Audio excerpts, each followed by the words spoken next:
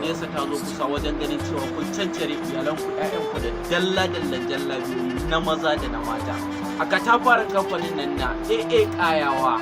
Nema gwari na zo na zaba kuma na ji daɗi amin da soci da rango mai birusa a ce ga kayayyaki da lafiya da kala irin na mata da namu na maza kowa zo samu sauci da rango mai birusa a nan wajen AA Kayawa.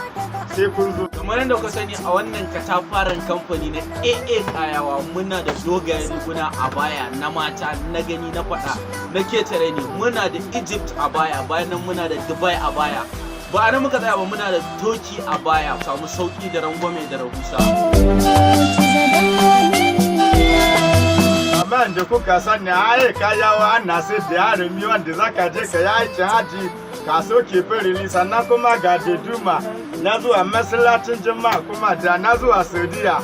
A dai ka zo waje Kayawa, a dai ka kuma ji da za a ce daga makanka ki Allah ni ma bari na yi na kai na Allah. Kamar da ku sani wannan katafaren kamfani da AA Kayawa muna nan opposite INEC by EFCC a nan Haji Camp. Haji Camp Kano ce na sai kun zo muna lalle marabin da ku zo ku sai ku samu sauci da rango mai direhusa.